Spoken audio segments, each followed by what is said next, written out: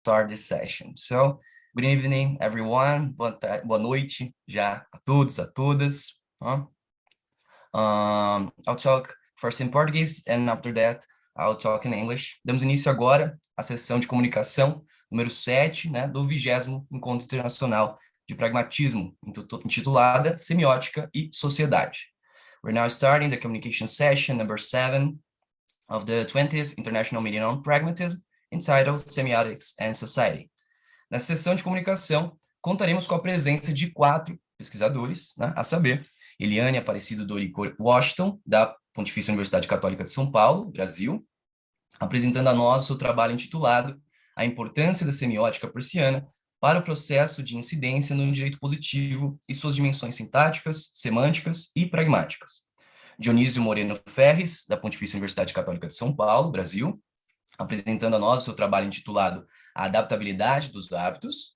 E, por fim, Gabriel Engel Ducati e Maria Eunice Quilite Gonzalez, da Unesp de Marília, apresentando a nós o trabalho intitulado Efeitos do Digital na Conduta, uma investigação à luz do pragmatismo. Vale lembrar que faremos em sequência todas as apresentações, né? E apenas ao final reservaremos um momento para questões e comentários. At this communication session, we'll have the presence of 4 qualified researchers, namely Eliane Aparecida Dorico Washington from the Pontifical Catholic University of São Paulo, Brazil, presenting us her work entitled The Importance of Persian Semiotics for the Process of Impact on Positive Law and its Synthetic, Semantic, and Pragmatic Dimensions. Dionísio Moreno Ferres from the Pontifical Catholic University of São Paulo, Brazil, presenting to us his work entitled The Adaptability of Habits, and finally, Gabriel Engel Ducati e Maria Eunice Quilite Gonzalez from Unesp Maria, Brazil, presenting the work entitled Digital Effects on Conduct and Investigation in the Light of Pragmatism. It is worth noting that we will make in sequence all the presentations, and only at the end we will reserve a little moment for questions and comments. So now I invite Eliane to take the floor. Please, Eliane, you can start. Boa noite a todos. Hoje eu vou falar sobre a importância da semiótica persiana para o processo de incidência no direito positivo e suas dimensões sintáticas, semânticas e pragmáticas. Na verdade, eu vou fazer uma correlação das divisões feitas por Peirce, que são as teorias geral dos signos, lógica crítica e metodêutica, correlacionado com as divisões de Morris, que seria a sintaxe semântica e pragmática, e no que ela auxilia no processo de incidência no direito positivo. Bom, vamos lá. Para os propósitos deste trabalho, será utilizada a semiótica para estudar a incidência sob 3 dimensões, para simplificar os 3 ramos da semiótica estabelecidos por Peirce: teoria geral dos signos, lógica crítica e metodêutica. Serão utilizadas as conhecidas divisões estabelecidas por Charles Morris entre sintaxe, semântica e pragmática. As divisões de Morris mantêm uma analogia com relação entre signo, objeto e interpretante. Assim, sintaxe, ou dimensão sintática da semiose, seria a relação entre os signos, a que utilizaremos o termo implica, semântica, ou dimensão semântica da semiose, que seriam as relações dos signos aos objetos a que os signos se aplicam, aqui utilizaremos os termos designa e denota, e a pragmática, em que o objeto do estudo pode ser relacionado à relação dos signos com os intérpretes. Essa relação vai se chamar dimensão pragmática da semiose. Nesse caso, usaremos o termo expressa. Cabe à sintaxe estudar a relação dos signos entre si, desprovidos de suas respectivas significações. No sistema do direito positivo, a sintaxe ocorre pela relação das normas entre si. A semântica também dá sentido aos enunciados, entretanto, sob o enfoque da relação dos signos com os objetos que representam. E é aqui que os problemas da vaguidade e ambiguidade podem ser amenizados. No direito, é o campo das significações. Sobre a dimensão pragmática, a incidência ocorre em 2 operações, a interpretação e a constituição de uma nova linguagem. Agora, falando sobre a dimensão lógica, seria a subsunção e a imputação. A maioria dos termos da sintaxe lógica pode ser definida em termos da noção de consequência. O resultado é que hoje se tem uma língua mais precisa para falar da dimensão formal das línguas. A sintaxe lógica deu resultados de elevado interesse intrínseco e forneceu uma poderosa ferramenta analítica. O interesse neste trabalho, contudo, restringe-se à relação de sintaxe lógica com a semiótica. Todos os resultados da sintaxe lógica são assimiláveis pela sintaxe enquanto ciência. Ela constitui, aliás, a parte mais desenvolvida da sintaxe enquanto ciência e, por consequente, da semiótica. No seu espírito e método, ela tem muito a contribuir para a semântica e a pragmática.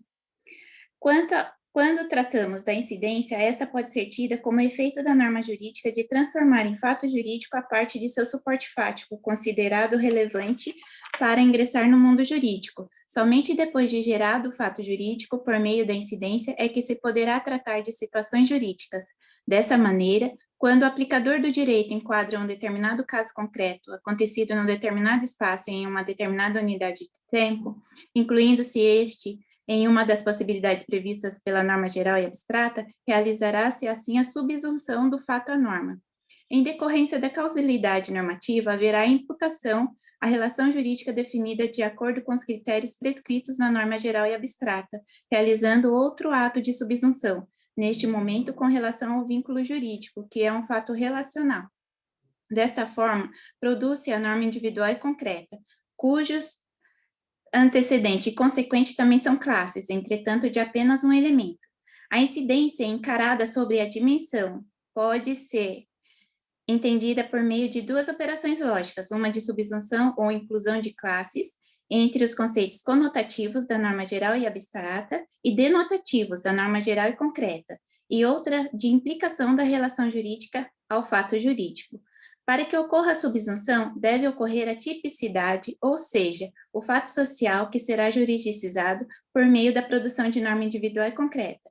Deve satisfazer a todos os critérios da hipótese, da norma a ser incidida, critérios material, temporal, espacial, bem como a relação a ser instaurada. Deve satisfazer todos os critérios identificadores do consequente da norma, faltando um desses critérios ao comprometimento de toda a operação lógica. Dessa forma, se o fato não preencher todos os requisitos conotativos da hipótese, não ocorrerá a subsunção e não haverá elemento de classe. Consequentemente, não serão imputados os efeitos jurídicos prescritos no consequente. Na dimensão semântica, denotação dos conteúdos normativos, a semântica ocupa-se da relação dos signos aos seus designata, e, desse modo, aos objetos que denotam ou possam denotar. Um desenvolvimento rigoroso da semântica pressupõe uma sintaxe relativamente bem desenvolvida, ou seja, para falar acerca da relação dos signos com as coisas que eles designam, pressupõe-se para referir ambos os signos e os objetos. A linguagem da sintaxe é a linguagem coisa. Essa dependência da sintaxe é particularmente evidente quando linguagens são postas em discussão, pois então é indispensável uma teoria da estrutura formal da língua. A palavra designatum é um termo da semântica que caracteriza uma relação entre um signo e um objeto. A semântica pressupõe a sintaxe, mas abstrai da pragmática, seja tratando de signos simples ou complexos, como seria um sistema matemático inteiro. A semântica restringe-se à dimensão semântica da semiose, diferentemente das regras de formação e transformação, que tratam de combinações de signos e respectivas relações. A regra semântica designa dentro da semiótica uma regra que determina sobre que condições um signo é aplicável a um objeto ou a uma situação. Tais regras correlacionam signos e situações denotadas por signos.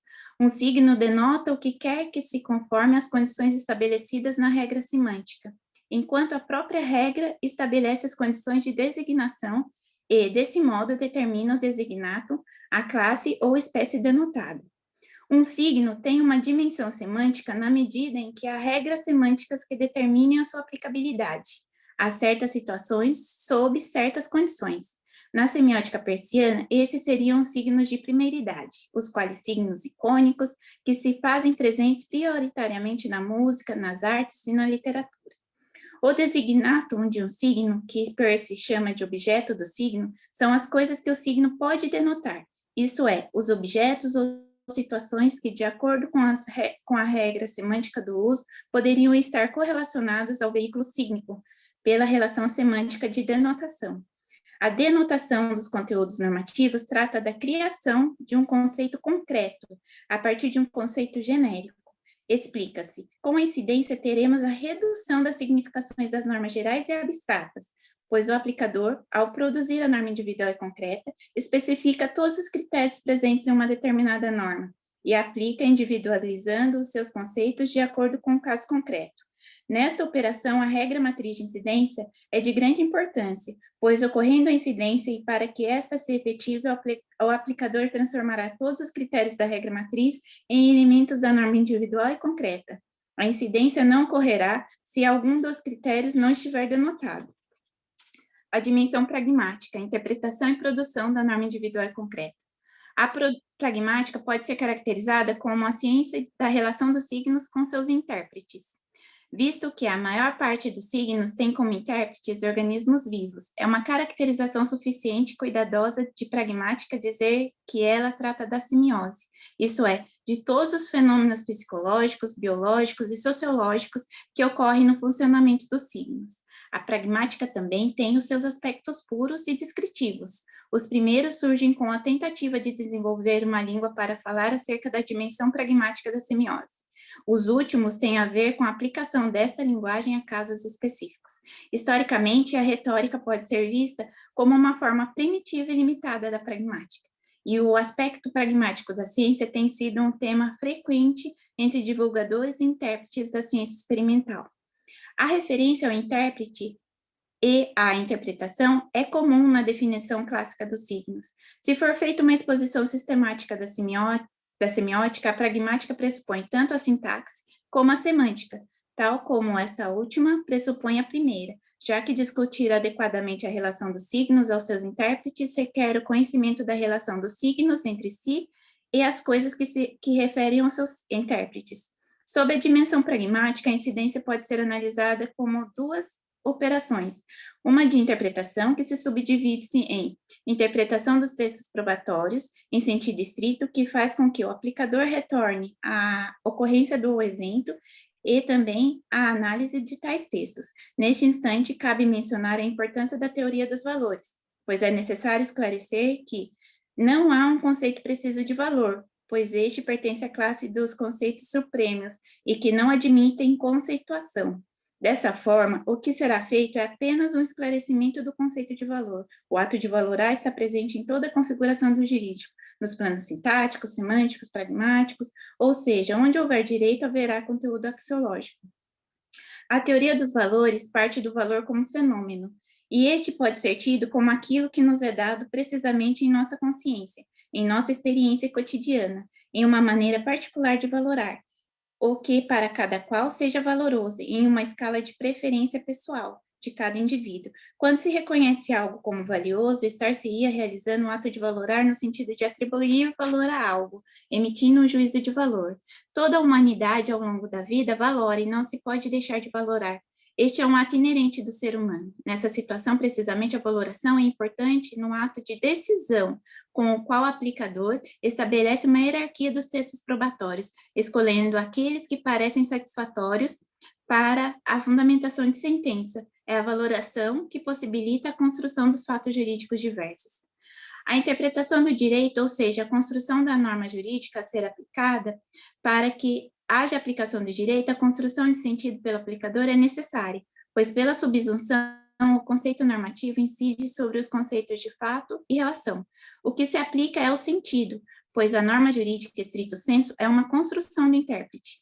Assim, aplicar uma determinada norma significa positivar uma das várias interpretações possíveis que podem ser atribuídas aos textos jurídicos. A segunda divisão, que seria a produção de norma individual e concreta enquanto linguagem competente, que relata e constitui o fato como jurídico, instaurando o vínculo obrigatório, permitido e proibido entre as partes.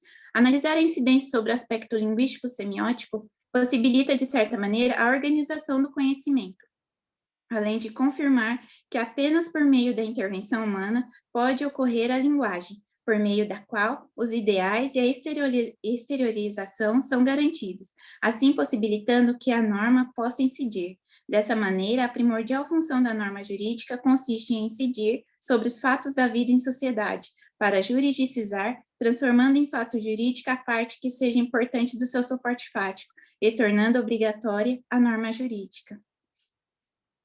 Essa foi a minha apresentação, eu coloquei algumas referências do que eu havia explicado, foi uma sucinta explicação do que eu tentei trazer para hoje. O tema é muito amplo, mas eu tentei explicar em poucas palavras sobre o tema.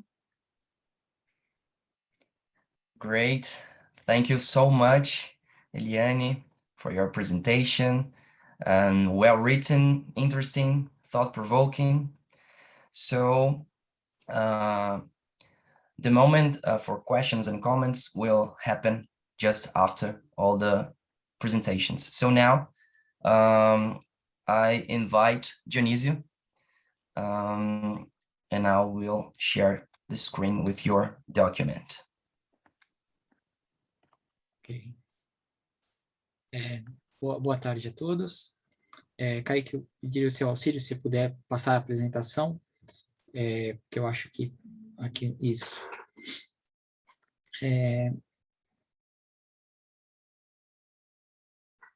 Bom, eu quero fazer só uma pequena consideração antes do início, né, um esclarecimento, como a gente está na área da sociedade, né, falando em pragmatismo e sociedade, e o tema eu tento unificar, então, essa visão do humano dentro da biologia também. Então, meu trabalho todo vai abordar um aspecto unificado, não dividindo o mundo, a sociedade do mundo natural da biologia. É só uma pequena um esclarecimento inicial, e também eu convido, né, a todos a não olharem, né, para o céu, a busca de respostas, mas assim focar um olhar na Terra, aonde eu vou tentar explorar então um pouco mais os comportamentos e adaptabilidade nos hábitos.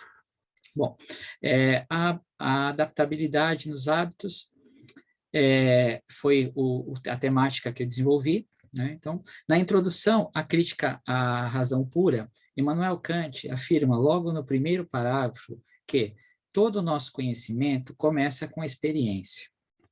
Ele explica mais adiante que a nossa faculdade de conhecimento ocorre por objetos que tocam os nossos sentidos, produzindo representações que definirão nossas capacidades de entendimento e que, enfim, resultarão em determinadas ações ou comportamentos em resposta a estes estímulos. Em outras palavras, podemos afirmar que as observações de Kant são baseadas no entendimento puro e simples de que as nossas ações ou comportamentos se iniciam pela leitura que fazemos do mundo. Esse modelo representativo está em consonância com o entendimento de que tudo o que fazemos encontra-se de alguma forma representado à ordem das coisas e nas possibilidades informativas capturadas pela nossa interação com o mundo, representações pelas quais conduziremos nossas ações para um determinado propósito. Nesse sentido, conduzimos nossas pesquisas direcionando nossos esforços para encontrar similaridades entre o conceito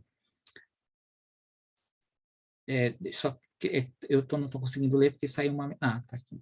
Nesse sentido, conduziremos nossas pesquisas direcionando nossos esforços para encontrar similaridades entre o conceito de hábito, desenvolvido pela teoria de Charles Sanders Peirce, e o conceito elaborado pela moderna biologia sobre a adaptabilidade, procurando entender como esses conceitos são similares e explicativos de nossas ações e comportamentos que indicam a realização de um propósito. A questão que discutimos é o quanto os fenômenos da adaptabilidade, originários das teorias de Charles Darwin, teoria que influencia ainda hoje a moderna biologia, estão intrincados ou imbricados no pragmatismo, desenvolvido a partir das teorias de Peirce, e o quanto esses fenômenos explicariam como agimos no mundo. Tomando por base o pragmatismo de cunho semiótico, buscamos encontrar similitudes na adaptabilidade, analisando a experiência como uma possibilidade executiva de propósito natural ou da natureza. Toda a vida encontra-se em interação. Todas as espécies interagem com o mundo, e parece-nos que é possível encontrar respostas para essa interação na busca de um propósito que deve seguir uma determinada lógica. Ao trazermos conceitos sobre evolução ou sobre seleção natural, não nos parece que estamos pesquisando temas antagônicos ao pensamento de Peirce, principalmente considerando a existência de falibilismo e as consequências dessa teoria. Conforme nos apresenta Ivo Assad Ibri em sua obra Cosmos Noetos, a arquitetura metafísica de Charles Sanders Peirce, o falibilismo, cujo conhecimento flutua num contínuo de incerteza e indeterminação, traz consigo traços conceituais do evolucionismo, no sentido de correção evolutiva de nossas representações. Tomando esse caminho explicativo, com o qual concordamos, somos levados a entender que cometemos em nossa vida muitos erros comportamentais que são erros de interpretação ou de representação.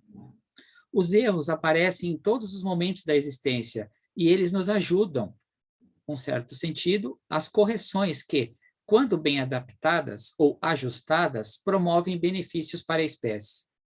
Em termos pragmáticos, podemos dizer que evoluir em hábitos seria realizar generalizações que podem trazer uma sugestão prática desejável.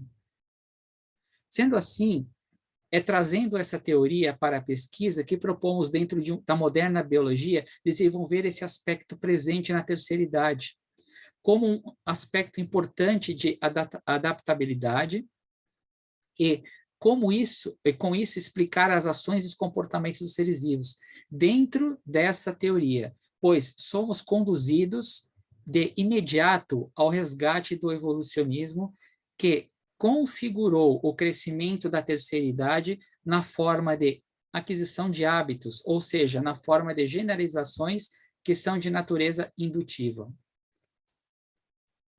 Trata-se de uma tentativa de aproximação epistemológica, na visão pragmática da vida, como compreensão dos propósitos, que são, de certa forma, presentes nos hábitos existentes na natureza, e quanto existe de adaptabilidade nesses hábitos.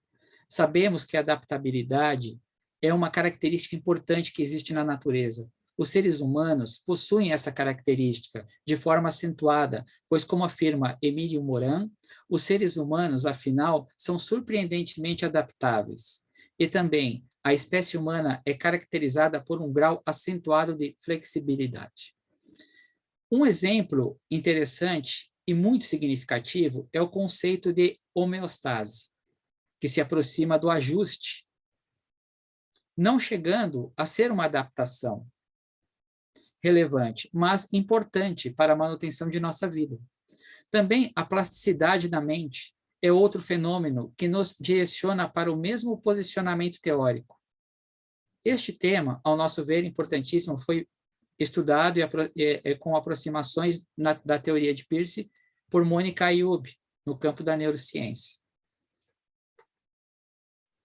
Nessa perspectiva, a adaptabilidade é um recurso utilizado pelos seres vivos para suportar mudanças, situações novas, aumento de severidade, exigências ambientais, estresse e alterações nas frequências dos eventos que ocorrem na alteridade.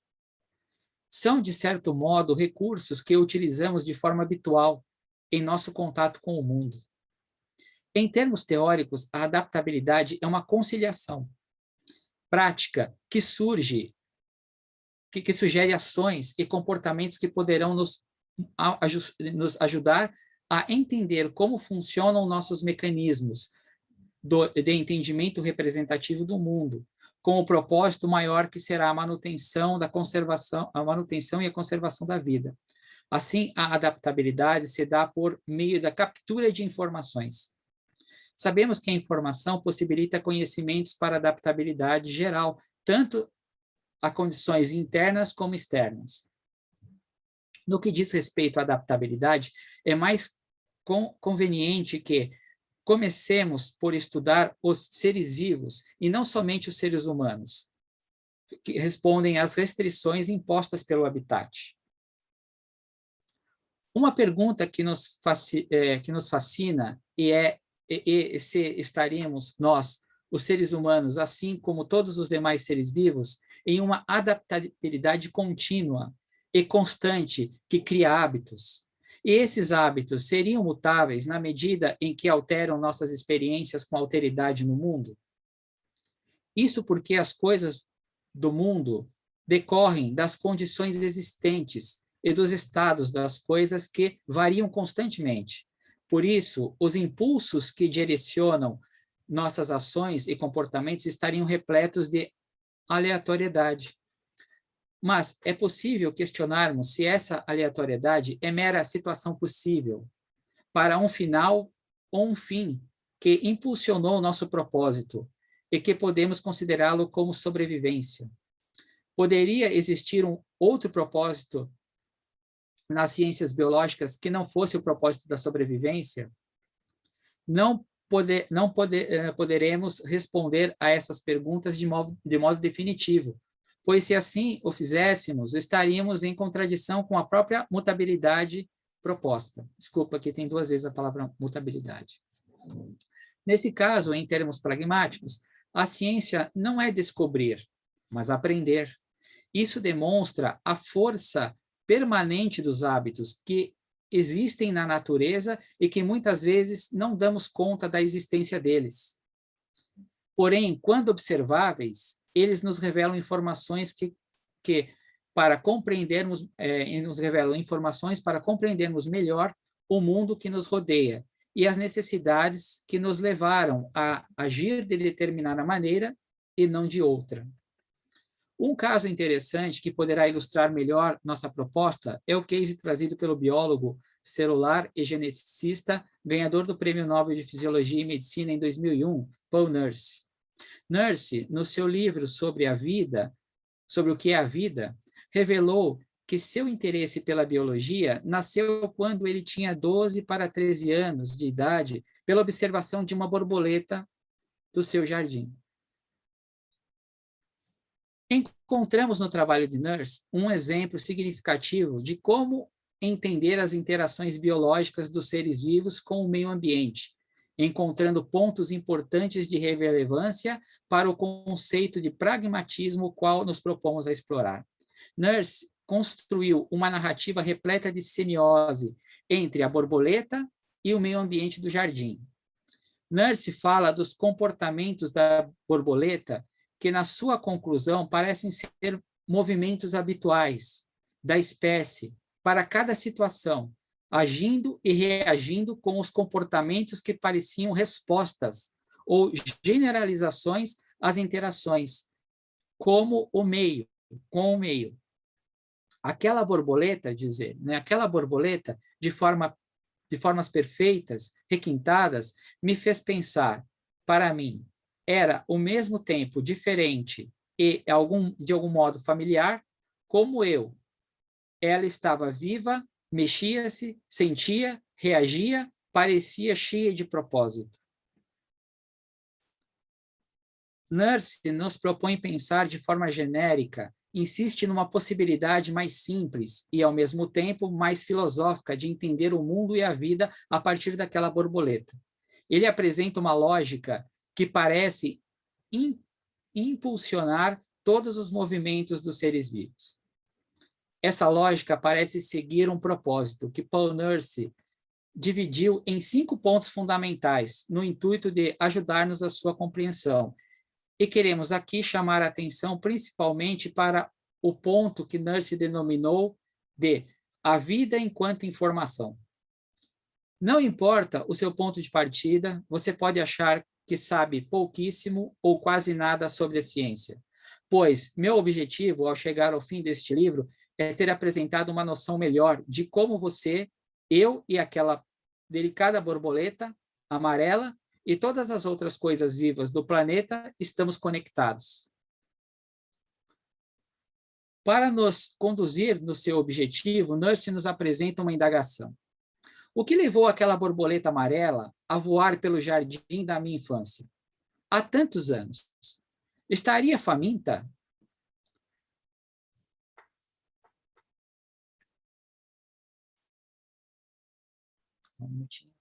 Procurando algum lugar em que deixaria seus ovos, ou fugindo de algum pássaro? Ou estaria apenas respondendo a algum impulso interno de explorar o mundo? Claro que não sei o motivo de que aquela borboleta comportar daquela forma, mas posso dizer que ela interagia com o seu mundo e depois agia. E, para isso, precisava lidar com informações. Ele afirma que as informações se encontram no centro da existência da borboleta e, de fato, no centro de toda a vida. Portanto, podemos apostar de forma consciente de que as informações não se encontram somente no centro da existência da borboleta, mas também no centro da nossa existência, assim como no centro da vida de todos os demais seres vivos do planeta. Nurse explica que os seres vivos precisam lidar com as informações o tempo todo, precisam aprender a lidar com ela e a reagir de forma adequada e eficiente perante as incertezas. Para isso, ela precisa recorrer às generalizações. Ele pergunta, como isso se aplica à borboleta? Sobre voar, seus sentidos construíram um relato detalhado do meu jardim. Seus olhos detectavam luz. As antenas experimentavam moléculas de diferentes substâncias químicas das imediações. Suas cerdas monitoravam as vibrações no ar. De modo geral, ela reunia um bocado de informações sobre o jardim onde eu me encontrava. Nesse processo semiótico, as borboletas, de forma geral, criam hábitos que as acompanham. Assim, agia e reagia a borboleta no jardim que ele observava. Todas as demais borboletas também possuem hábitos similares, comuns a todas as espécies de borboletas. Algumas com certas particularidades, respeitando a diversidade e complexidade dos meios, mas que, em geral, podemos dizer que elas seguem determinados comportamentos que são naturais ou se tornaram naturais para aquela espécie em resposta às necessidades que lhes surgem com a existência e em seu enfrentamento com a alteridade. Talvez o motivo daquele comportamento fosse a detecção de uma sombra de um pássaro, ou da presença de uma criança curiosa, ou ainda o reconhecimento do cheiro do néctar de uma flor, afirma Nurse. E isso gerou uma resposta. Uma sequência ordenada de movimentos da asa levou a borboleta a evitar a ave, ou a se acomodar sobre uma flor para se alimentar, conforme explica Nurse. Porém, uma coisa podemos afirmar com base nas observações feitas pelo autor. A borboleta combinava muitas diferentes fontes de informação e as utilizava para tomar decisões com consequências significativas para o seu futuro. E ainda, é possível concluir que essas interações semióticas de generalizações intimamente vinculadas à sua dependência de informações está a maneira como os seres vivos agem com um senso de propósito. Assim sendo, em concordância com Nurse, podemos afirmar que a informação que a borboleta recolhia significava algo, que ela usava para ajudá-la a decidir o que fazer para alcançar um objetivo específico. Isso significa que ela agia com um propósito. Nossa investigação nos leva pela experiência da borboleta que existe uma adaptabilidade respondendo a uma leitura de signos que a rodeiam. Esse sobrevoar o jardim apresenta uma signagem, que no inglês poderíamos usar signage, ou seja, existe uma certa sinalização que entra pelos sentidos e as transforma em conhecimento para a tomada de decisões. Em nossa pesquisa, buscamos observar como os hábitos estão presentes no mundo e de que maneira o mundo ao redor exige dos organismos vivos adaptabilidade. Serão generalizadoras de desenvolvimento de hábitos. Como os hábitos existentes estão dispostos no mundo e resultam de variações aleatórias de um contínuo experimentar para um propósito que está intrínseco em todos os seres vivos e que muitos poderão denominar como instinto de sobrevivência. Esse instinto, que poderia ser também descrito como um propósito, exerce e sofre ao mesmo tempo, age e reage, regulando leis que poderemos chamar de hábitos. Hábitos podem ser apostas, que, lançadas no mundo, poderão ou não dar certo. Isto é, produzir os resultados esperados. Não existe um grande finale na natureza, pois admitir essa hipótese contradiz todo o arcabouço teórico desenvolvido até aqui e temos inúmeros fatos que testemunham a nosso favor nas descobertas científicas. Tudo está em constante movimento. Os seres vivos têm uma aptidão natural às generalizações. Esses movimentos em contínuo nos remetem a Heráclito de Éfeso, inclusive em termos internos e externos à nossa mente. O contínuo da vida está repleto de adaptabilidade, ou seja, adaptações que os seres vivos precisam desenvolver para sobreviver. Esse procedimento semiótico e pragmático de coletas de informações para a produção de conhecimento e serve em benefício de um propósito primordial, o da sobrevivência. Quando Darwin entendeu existir uma seleção natural, ele, de certa forma, entendeu que existe uma captura de informações que produzirão conhecimentos dentro de uma capacidade adaptativa necessária para a conservação da vida. Para Moran, a adaptação é a essência, uma conciliação. Os resultados raramente são os melhores, mas representam soluções para as prioridades conflitantes. Não existe preferência para a capacidade adaptativa na natureza. Todos os seres vivos são potencialmente passíveis de se adaptar ao meio. O que ocorre é que, em meio às incertezas, não há garantia sobre o resultado de nossas ações ou comportamentos. E, com isso, podem ocorrer fatalidades. Os erros são tão factíveis como os acertos. Ambos estão na mesma condição, ou seja, são assimétricos, são simétricos, e apresentam condições de generalizações para a construção de hábitos. Nesse sentido, entendemos que os hábitos estão contidos nos resultados da adaptabilidade, que utiliza de forma prática as generalizações para agir no meio que os rodeia. Aqui eu cito uma frase da professora Lúcia Santaella, né? A realidade é sempre imensamente mais vasta do que o alcance do nosso cérebro. E eu termino o último slide com uma imagem significativa, quer dizer, aquela imagem anterior de Charles Darwin, que todo mundo conhece, né? Do primata, né? Se tornando homem, que já está ultrapassado, nós sabemos que não é aquilo, mas ela não foi ultrapassada, ela continua um enigma, né?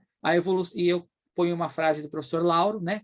A evolução empreendida pelo pragmatismo encontra-se certamente ao se deslocar da origem à finalidade, na busca da clareza. Muito obrigado.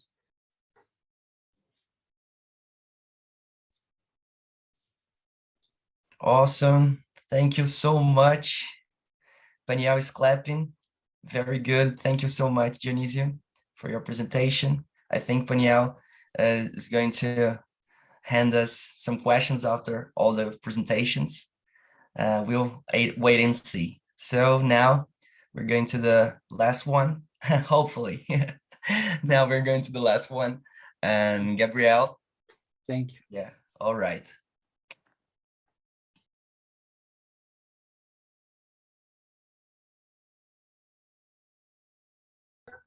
Vocês veem meus slides? Perfeito. Perfeito. Eu vou tentar iniciar a apresentação para ficar maior e vocês me dizem se continuou aí. Continuou? Perfeito. Maximizado. Espera aí um minutinho, que agora eu tenho que também abrir o meu texto, né? A todos, a minha internet tá meio ruim, então já adianto que, como é de praxe nesse nosso contexto pandêmico, caso trave ou não dê para me ouvir, vocês dão um grito aí, ou não sei, qualquer coisa. E, enfim.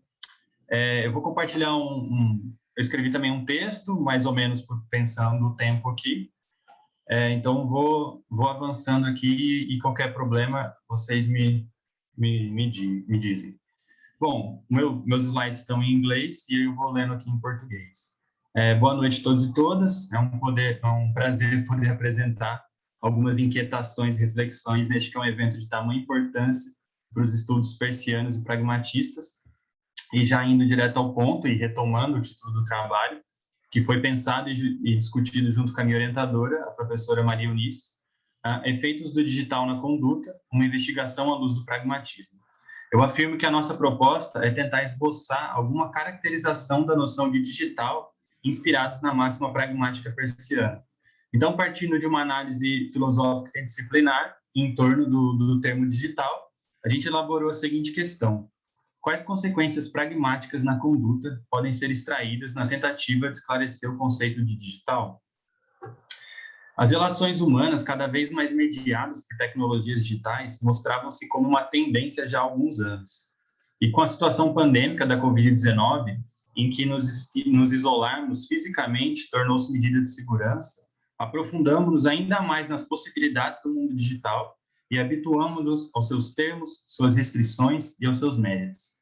Ora, é também graças às tecnologias digitais que estamos nos comunicando de modo cada vez mais imersivo com pessoas das mais diversas localidades do Brasil e do mundo, muitas vezes quase em tempo real. Parece-me coerente afirmar que nós, humanos, que utilizamos de tecnologias digitais, nunca estivemos tão interconectados, mais distantes fisicamente uns dos outros e presos às telas frias de nossos computadores e smartphones. Parece que tais conexões digitais são insuficientes em algo, pois ainda somos seres de carne e osso que nos movemos e ocupamos espaços.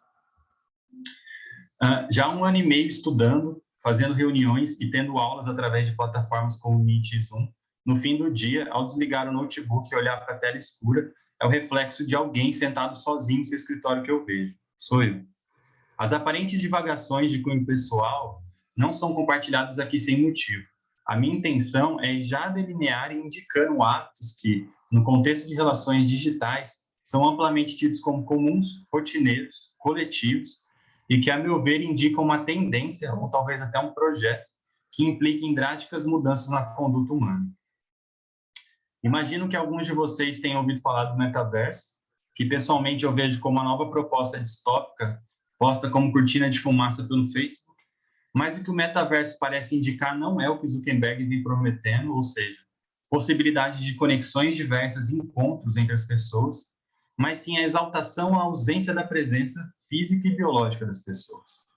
Notem que a própria noção de estar presente no contexto digital denota algo distinto do que rotineiramente se entendia por presença. Ora, estamos ou não estamos presentes aqui agora? O estar próximo e o estar digital criam modos distintos de conexão em que um não substitui o outro. No máximo, eles se complementam. Mas no contexto contemporâneo, as conexões digitais, que pressupõem uma distância física, têm se tornado centrais nos modos humanos de se relacionar, para quem tem acesso, lógico, às tecnologias digitais, né? Mas o que é digital? Apesar de ser um termo rotineiramente utilizado, o seu significado nem sempre é expresso de uma maneira filosoficamente satisfatória. Há, sim, definições técnicas que vinculam o digital à ideia de dígitos binários, como também há caracterizações de senso comum, que, por exemplo, concebem o digital em contraste com o físico. Digital, no contexto contemporâneo, no sentido técnico, descreve sistemas que geram, registram, armazenam e processam dados binários, ou seja, informações que são expressas em séries de zeros e uns. Os computadores e smartphones são fundamentalmente máquinas digitais. pois processam informações que foram codificadas como valores positivos, 1, ou não positivos, 0, que são os bits. E as combinações de bits formam bytes, que servem como base para os sistemas computacionais. Esses sistemas binários, aparentemente simples, podem ser usados para representar quantidades imensas de dados, como números, letras, imagens ou sons. São utilizados, inclusive, para possibilitar nosso, entre aspas, encontro aqui hoje, em que a imagem e voz que vocês percebem agora, como minha, são representações mediadas por estruturas binárias. Há um conto antigo do escritor inglês Ian Forster que eu sempre gosto de citar. O título do conto é The Machine Stops, e entre os diversos trechos interessantes desse texto, que é datado de 1909, logo no início é narrada a seguinte situação.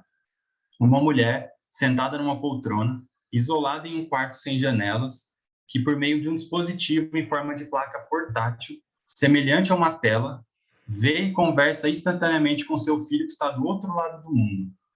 E aí, no curso do diálogo, o jovem diz: eu quero que você venha e me veja. Mas eu consigo te ver, exclamou ela. O que mais você quer? Eu quero te ver não através da máquina, disse Kuno. Eu quero conversar com você não através da fatigante máquina. Oh, cale-se, disse sua mãe, vagamente chocada. Você não deve dizer nada contra a máquina. Por que não? Ninguém deve. Ah, você fala como se um Deus tivesse feito a máquina, exclamou o outro. Acredito que você ora para ela quando está infeliz. A máquina é muito, mas não é tudo. Eu vejo algo parecido com você nessa placa, mas eu não vejo você. Eu ouço algo parecido com você através desse telefone, mas eu não ouço você. É por isso que eu quero que você venha. Venha e fique comigo. Faça-me uma visita. Assim poderemos nos encontrar cara a cara e falar sobre as esperanças que estão em minha mente. Fim de citação. Atualmente, mais de um século depois da publicação do texto de Forster, as relações comunicacionais humanas, mediadas e dependentes de tecnologias digitais, tornaram-se habituais, passando despercebidas no nosso dia a dia. E, tão habituados que estamos às máquinas digitais, é importante considerarmos como real algo que Forster apenas imaginava, que as relações entre humanos, quando estruturadas através de tecnologias digitais, limitam a experiência do encontro. Enfim, há uma crescente centralidade do digital no modo como as relações humanas contemporâneas de usuários de tecnologias de informação e comunicação têm se estruturado. E é nesse contexto que buscamos esboçar uma caracterização do termo digital à luz da máxima pragmática. A máxima pragmática começou a ser elaborada por Peirce em 1878 e foi sendo aprimorada até meados de 1905. Peirce propõe essa máxima a fim de estabelecer critérios de verificação experimental para o esclarecimento de conceitos. É nesse sentido que Peirce sugere que consideremos os efeitos que o objeto de nossa concepção podem concebivelmente ter sobre a conduta, de modo que a concepção desses efeitos seja a concepção do objeto.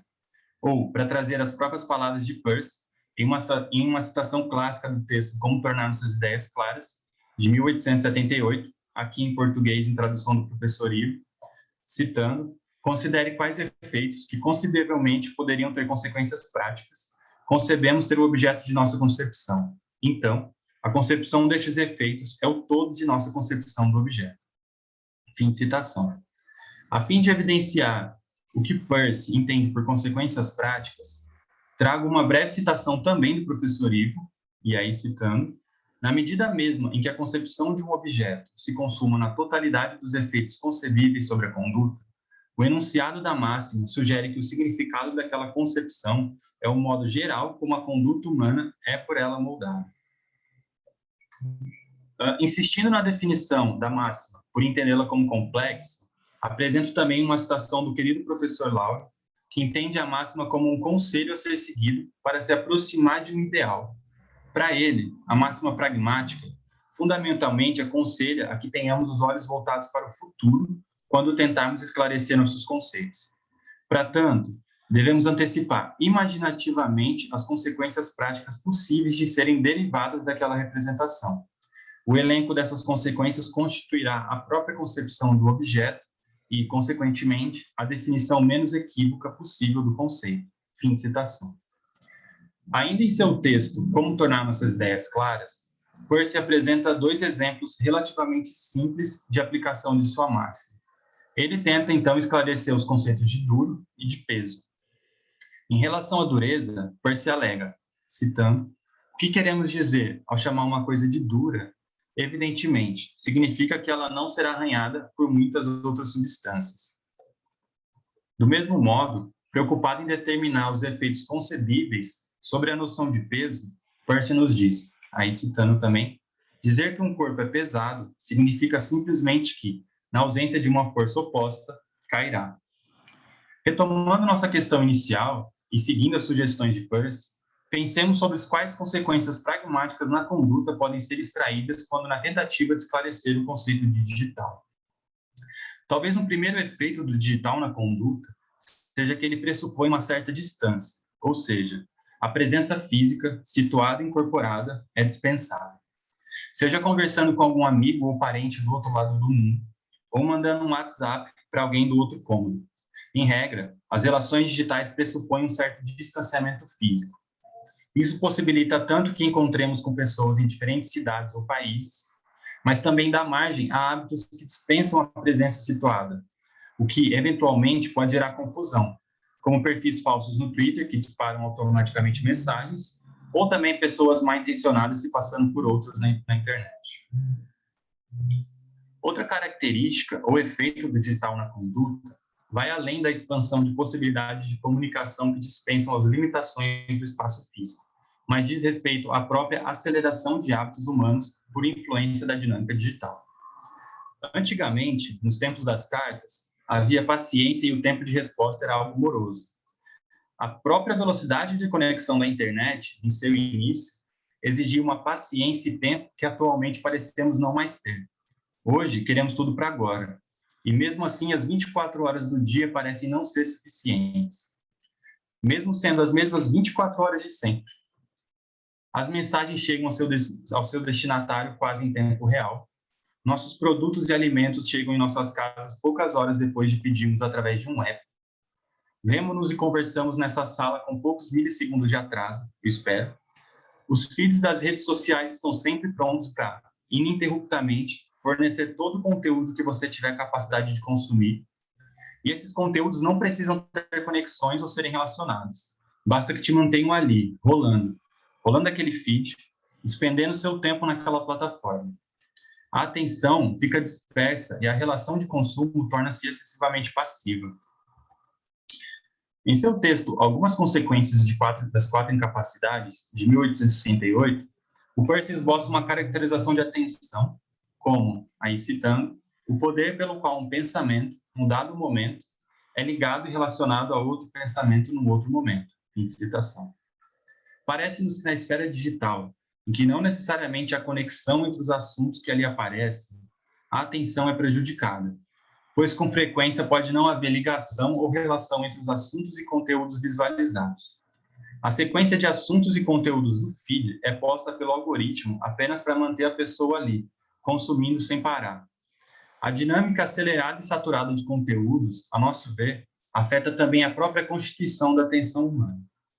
E indo um pouco mais além, e caminhando para a conclusão, podemos dizer também que o digital pressupõe o registro, a análise, venda e compartilhamento das suas, entre aspas, pegadas digitais. Dinâmica essa que fundamenta os lucros bilionários das Big Techs. As ações digitais deixam marcas digitais que são utilizadas em feedback para moldar ou afetar o comportamento dos, entre aspas, usuários. Bom, em síntese, buscando pensar os efeitos concebíveis da dinâmica digital sobre a conduta, concluímos aqui com as seguintes hipóteses, lógico, abertas à discussão e revisão.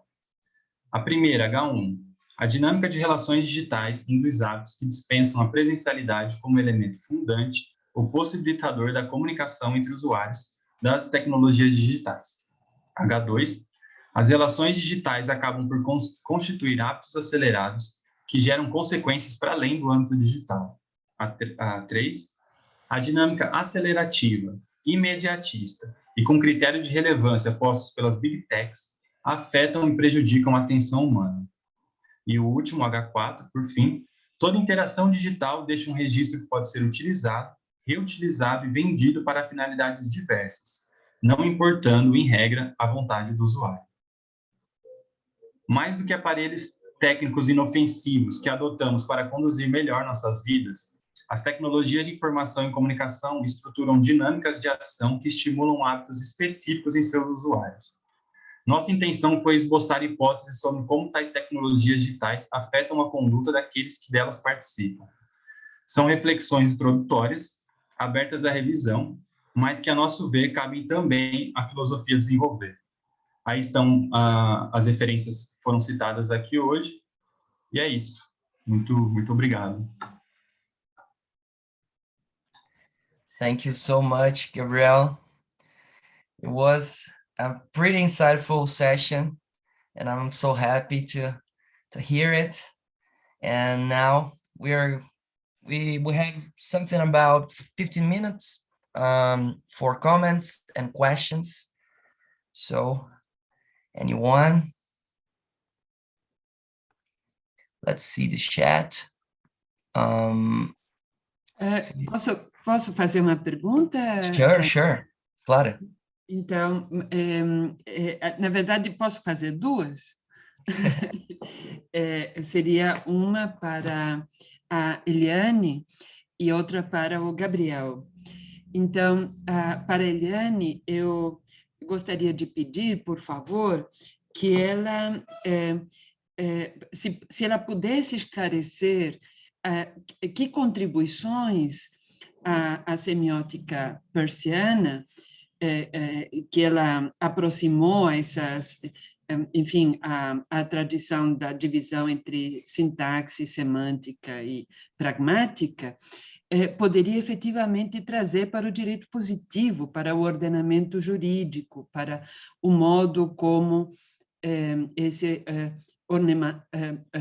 ordenamento pode ser interpretado. Então, essa é a pergunta para a Eliane. Parabéns, Eliane, pela apresentação. E para o Gabriel, tem uma pergunta que se impõe e que já fizeram para a Eunice, para mim, para pessoas do mesmo grupo, que têm uma postura crítica muito preocupada com implicações dessa generalização das tecnologias da comunicação, cujas implicações estão completamente fora do nosso controle, fora, inclusive, da nossa vista. Carecemos, inclusive, de informação para entender o que esse dilúvio de tecnologias está podendo realizar em nossas vidas. Então, eu perguntaria para o Gabriel, aliás, eu colocaria para o Gabriel uma pergunta recorrente para nós, de tal modo que ele possa também compartilhar uma possível resposta, que é o fato de que nós estamos aqui, neste momento, fazendo um trabalho, a meu ver, muito rico e muito importante, refletindo sobre questões vitais, utilizando essas mesmas tecnologias. Que qualitativamente seria muito melhor estarmos juntos lá no Tucarena ou no prédio da PUC em São Paulo, sem dúvida. Agora, por outro lado, nós tivemos oportunidade de ouvir trabalhos de altíssima qualidade de pesquisadores de todos os cantos do país e até do mundo, graças a essas tecnologias. Então, eu repasso essa pergunta recorrente para o Gabriel e para a Eunice, ver como é que eles estão vendo isso hoje no atual contexto. Muito obrigada a Eliane, ao Gabriel e a Eunice. Bom, eu posso responder?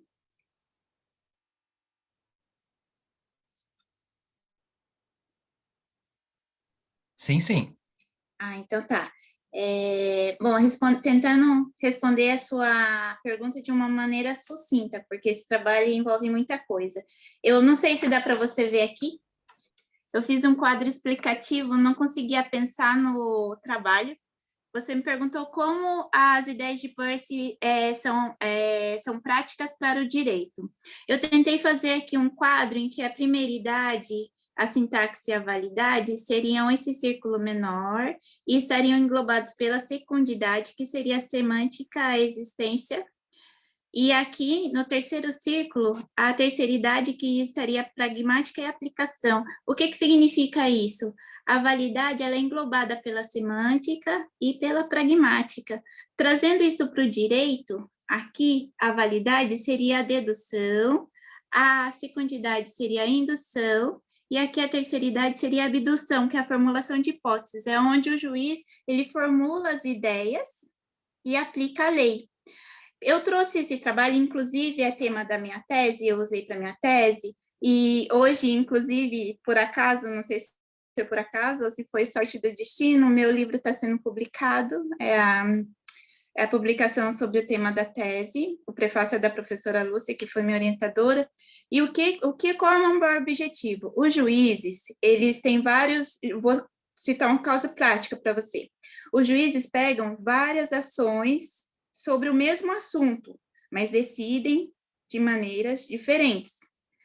Você pode juntar, fazer com que os juízes usem a semiótica para aplicação do direito de uma forma concisa.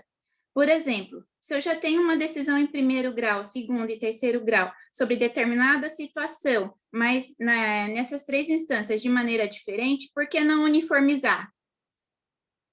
A semiótica entra para clarear as ideias, para fazer com que isso se torne mais fácil. A sintaxe, ela, como uma linguagem clara, se fosse de conhecimento de todos os magistrados, a gente não teria tanta demora no judiciário como temos hoje.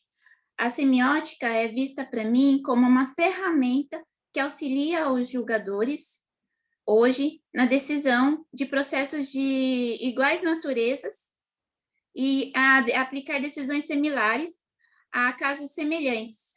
E evitar como eu posso te dizer, tanto engarrafamento no judiciário. Processos que levam 2, 10, 12 anos poderiam ser julgados em um mês, se houvesse aplicação da semiótica no campo do direito. Mas, infelizmente, não são todos os juízes que têm o pouco de conhecimento que a gente tenta ter no mestrado, no doutorado, quando a gente estuda um pouco de semiótica e pragmatismo.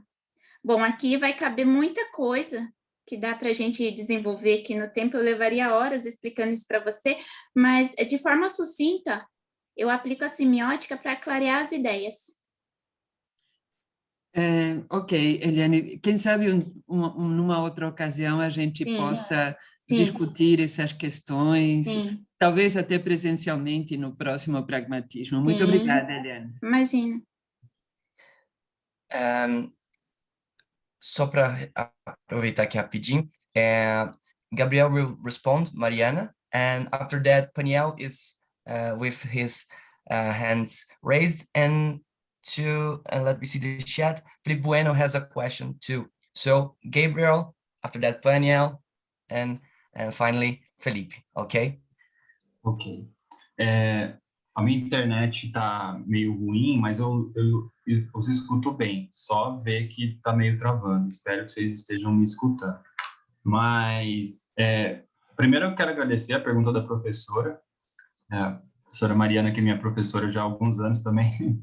E aproveito para dizer que o que eu esbocei aqui hoje são algumas reflexões e preocupações até de cunho pessoal, assim, mas que acabei trabalhando mais com ideias gerais, porém não com todas as implicações dessas ideias.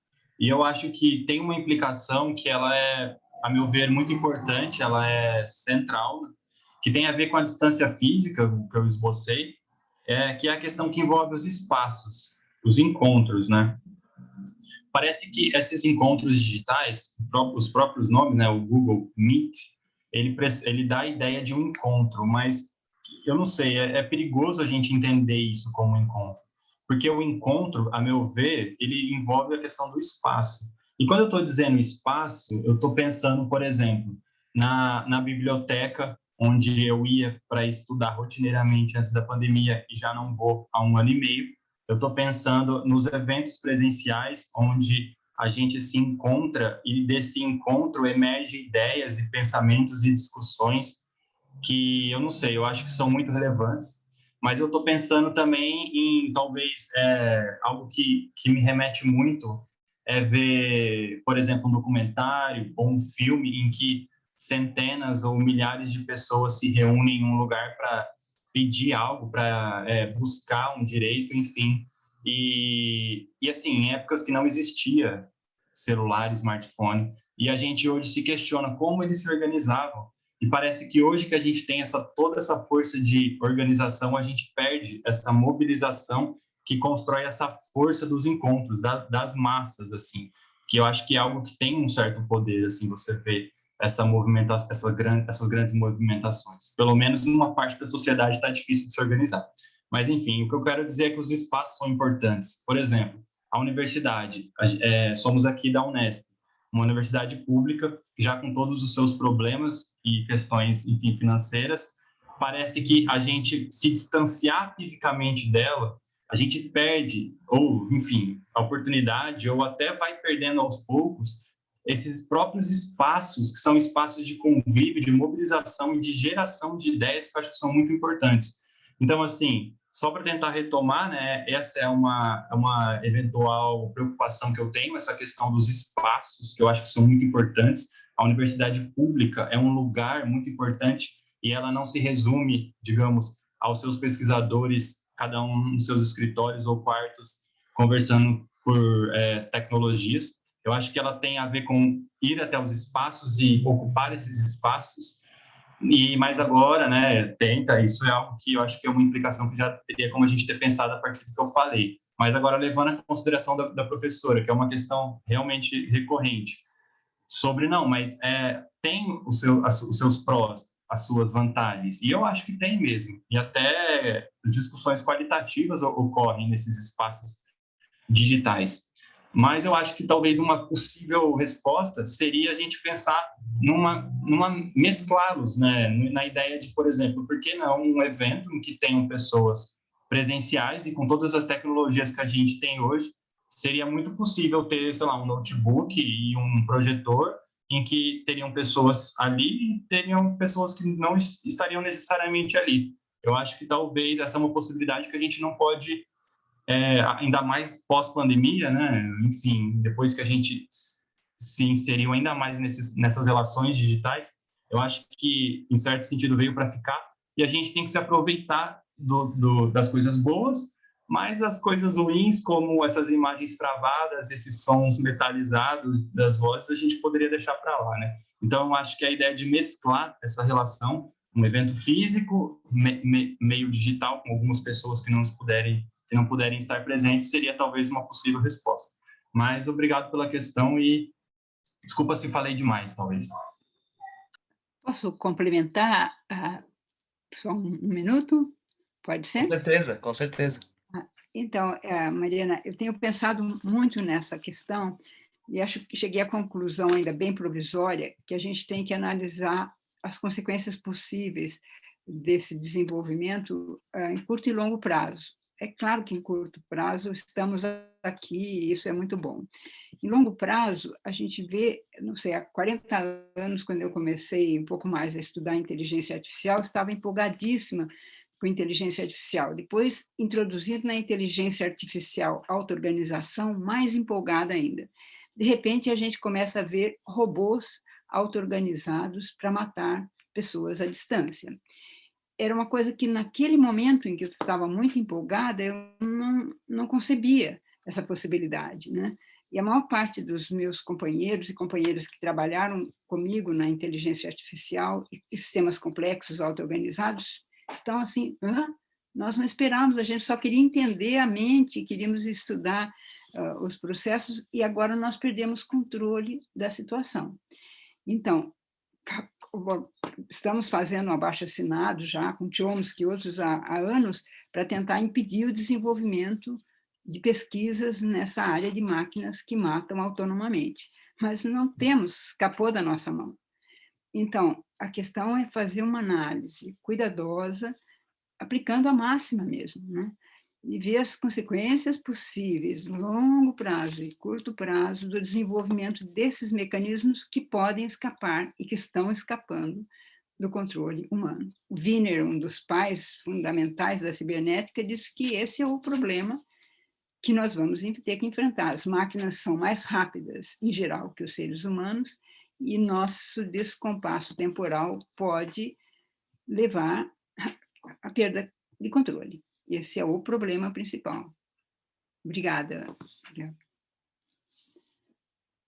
Obrigada, Anice e Gabriel. Obrigada.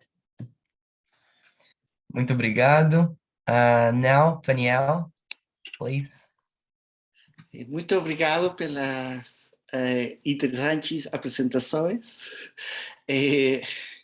Deixa-me mudar para inglês. I'm little by little trying to fulfill like full sentences in Portuguese. No, I really enjoyed all the talks, and I think I have a lot of questions as well, but I'm just gonna, reduce myself to 2 comments. One is for Eliane, sorry.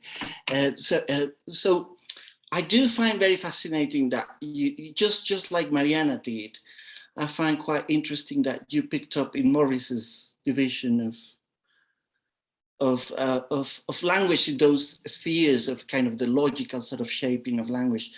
But it seems to me, I mean, I do agree with you that it seems to be very relevant for today's philosophy of law to be able to kind of overcome the case-by-case inductive methodology that seems to be limiting the creativity in the sphere of law, especially in the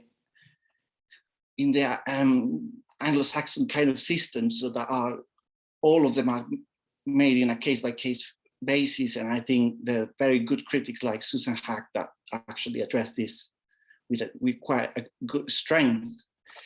But I was thinking, I mean, I myself, I am writing a book on Josiah Royce and community. And this book, basically, I mean, the main proposal that I want to put across is that Royce actually learned Peirce's semiotics. And after making a semiotic turn, he was able to apply this creativity of the different categories and the different devices of semiotics to explain the development of communities. And he comes up with a few interesting ideas. One of those is actually something, it's got a lot to do with philosophy of right, insurance and war.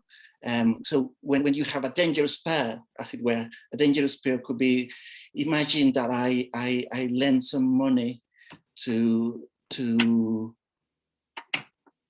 let's say to Mariana. So I have confidence to lend some money to Mariana, and then we kind of have this understanding between each of us, and I give 100 reais. I don't know if that's much or little, but not much anymore. But then I don't say if I'm gonna have some kind of interest. I don't say what kind of rate I want to do for that interest, and I don't put a day when we have to kind of come to an agreement, and I have to get the money back. And so Royce calls this dangerous pair, a dangerous pair, because you need an interpreter. You need an interpreter that mediates the dangerous pair. And basically, I think law is something like that, isn't it? There's a plaintiff and there's a lender. There's an attorney or a solicitor, whatever tradition you use, and there's a defender or a defense. So then you need some kind of interpreter that mediates. And I think Persian semiotics is very powerful that way, but definitely is very important to apply those abductive categories with concrete institutions. So it's just a suggestion, sorry for the long suggestion, but it's just a suggestion of how I see that this could, develop in creative ways, because abduction, just like you said, is a road of is kind of a stimulating creation. I also, well, I loved all the presentations, and I just wanted to make a quick comment about the one from on habits. I'm sorry, I didn't. Sorry, I don't recall your name. Was it Dionisio? Yes. Sorry, Dionisio. I really enjoyed your presentation. I think it connects really nicely with, I mean, I'm trying to do a bit of biosemiotics myself nowadays, and I find it very fascinating. The only thing that kind of struck me as, I mean, just a point that kind of not so sure I agree with, is the idea that nature doesn't have a finality. Nature doesn't have a teleology. I mean, I do understand the point of nature is open to future developments, but as Peirce called the crystallization of mind that happens with habits, a process that goes towards an ideal limit. I suppose what I will say instead, I mean, as opposed to saying that nature doesn't have teleology or nature doesn't have finality, I will instead suggest saying that nature has an open teleology, because there's obviously a growth into what Peirce called mind, into what other pragmatists call the absolute, etc., etc. It's just a suggestion, but I find it really interesting. Thank you. Sorry for the long.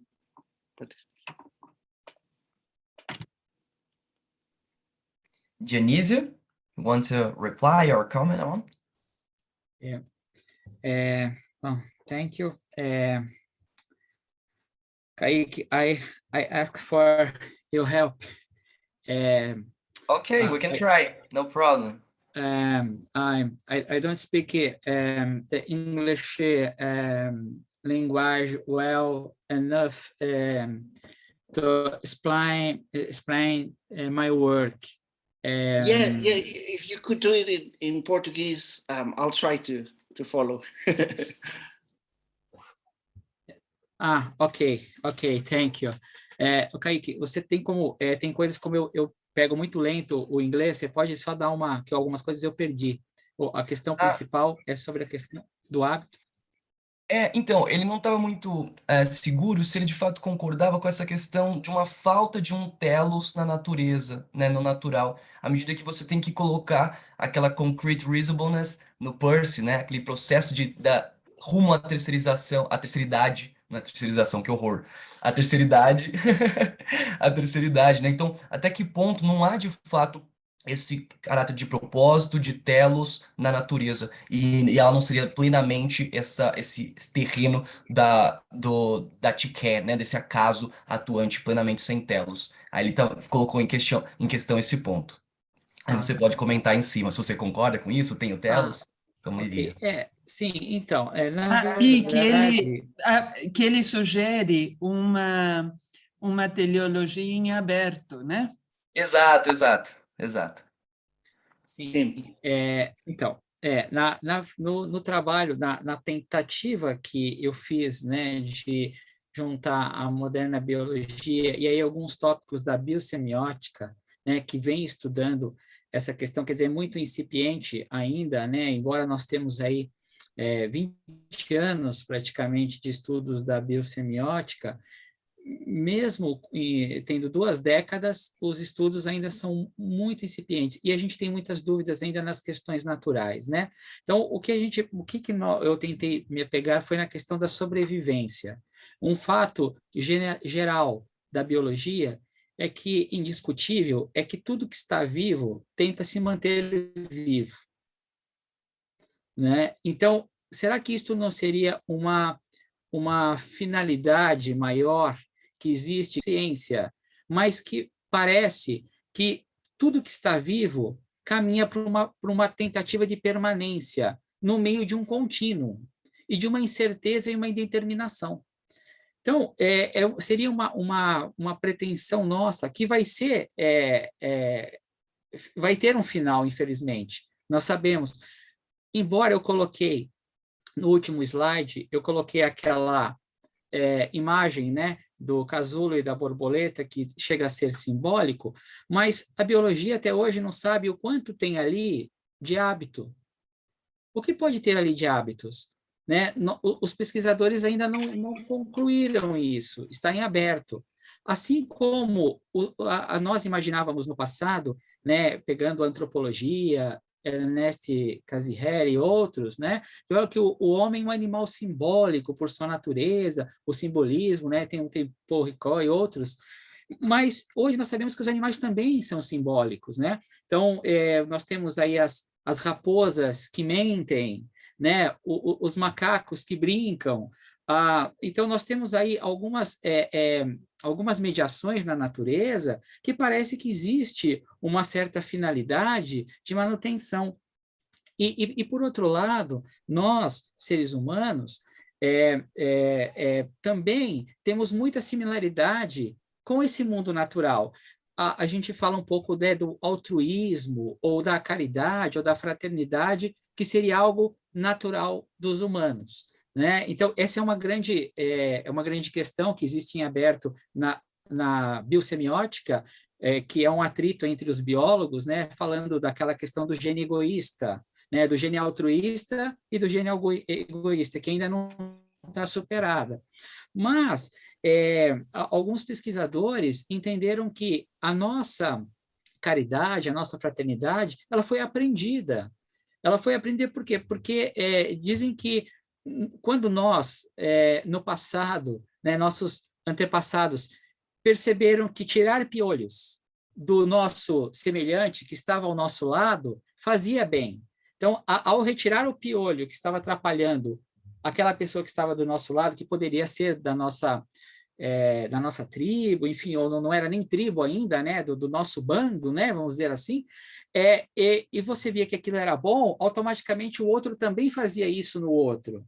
E você foi criando uma adaptabilidade social, de fraternidade, de altruísmo.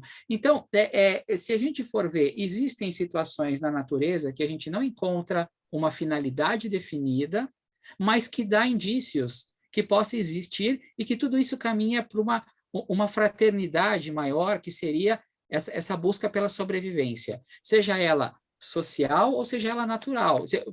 Para separar o mundo, trazendo, vai para ficar fácil, aquela dicotomia, né? Mundo natural e mundo artificial ou social. Mas que a gente percebe que, não importa onde nós estejamos, né? E aí eu também, não deu para trazer no trabalho, mas Edgar Morin, né, buscando aí as teorias da complexidade, porque eu acho que aqui não cabe essa separação, acho que cada vez mais a gente caminha para o mundo complexo, ele coloca a questão da questão da política ecológica, principalmente agora nos escritos dele pós-pandemia, né, ou durante a pandemia. Ele coloca a questão que nós temos que parar um pouco com a questão da ecologia política, pensando só no natural. E ele fala, a Covid não nasceu no mundo natural, ela nasceu na cidade, no mundo urbano. Então, existe uma simbiose que não dá mais para a gente separar, né, no planeta isso. Então, por que não tudo isso, todo esse contínuo, esse indeterminismo e essa mudança, né, que eu citei Heráclito, né, trazendo um pouco essa mudança que nós vivemos, por que não ela não seria uma mudança que caminha para uma finalidade complexa única, né? Que tanto faz se você está no mundo natural, se você se é ser humano ou se é uma outra espécie viva, mas parece que existe algo maior ali que comanda a vida, que nós ainda não sabemos o que é, mas que parece que dá indícios nos nossos hábitos, né, que parece que, consciente ou inconscientemente, nós caminhamos para a perpetuação dessa existência, né? Existe uma exceção, que também os biólogos questionam, que é a questão da viúva negra, da aranha, porque ela, como nós sabemos, ela mata o macho logo após a população. Então, o que você tem? Você tem uma questão aí de uma morte, mas você tem uma morte também por causa de uma vida. Então, nós não sabemos se esse hábito criado pela viúva negra foi algo criado que hoje nós não temos como descobrir, porque será que o macho, se ele ficasse vivo, ele não matava a viúva negra, que seria a responsável pela criação das aranhas? Ou será que ele não matava as aranhas? Será que foi um hábito de uma autodefesa? Então, nós não temos essa resposta também. Então, veja, então está tudo ainda muito em aberto, mas é fantástica a tua pergunta, né? Por pegar esse ponto, que é um ponto que está para o infinito. Que, quem sabe a gente consiga caminhar mais, né? E eu tento buscar no pragmatismo, né? Nesse olhar que sair um pouco, né? Do alto e trazer para a terra para buscar as explicações e também utilizando um pouco o que a Eliana falou do pragmatismo, sendo aquela entendendo os signos, né? Com seus interpretantes, né? Então é um pouco isso que eu tento trazer. Não sei se respondi a contento, né? Thank you so much, Dionísio. Muito obrigado. We are running a little bit late and we still have one question. So I will ask you, vou te perguntar, Dionísio, você gostaria de responder a pergunta que está no chat do Felipe no momento, ou você acha que você conseguiria responder ela com maior profundidade por e-mail? Qual seria o melhor meio? E aí eu gostaria de jogar para vocês. Então, eu fico aberto, se eu não quero também atrapalhar os demais colegas que, caso tenham mais perguntas, mas eu poderia responder também brevemente e também responder por e-mail. Eu deixo, como que você prefere, Kaique? Eu deixo a sua monitoria, Certo. mas... O Felipe colocou no chat não sei se os demais colegas têm mais... Ah, perfeito. Perdão, te cortei. O Felipe colocou a sugestão no chat de vocês conversarem por e-mail. Acho que seria uma opção para vocês, de fato, não ficar aqui numa coisa muito sumarizada, né? Mais profundo, seria ok. interessante. Pode ser assim, as duas partes, tranquilo? Ok. Beleza. Thank you. So, Obrigado. yeah, no problem. Thank you. For me, I would stay here for hours and hearing all of you, but we gotta finish it. And I want to congratulate you all. Gabriel, só uma observação. O colega comentou e fez uma breve explanação em inglês, mas eu acho que ele não entendeu. O meu trabalho foi acerca de um tema em direito tributário, um caso específico. Quando ele fala de direito, eu acho que ele englobou todo o sistema do direito. Não envolve, não dá para aplicar casos semelhantes, por exemplo, a um assassinato, ao direito penal. Não é isso. Eu trato no meu trabalho da semiótica no campo do direito tributário. Aí eu disponibilizei no chat o link aonde vocês vão poder encontrar meu trabalho e poder tirar qualquer dúvida acerca do tema. Tá bom? Tá bom. Obrigada. Perfeito. Thank you all, and tomorrow we'll have more. So thank you, and rest and get up early tomorrow. That we'll finish this meeting. So thank you so much, and see you later. Un abrazo a todos y Paniel, muy lindo verte. Me puse muy contenta de poder verte y te mando un abrazo también muy grande. Abraço, Mariana. Que gusto. E um abraço para todos vocês. Boa noite, bom descanso.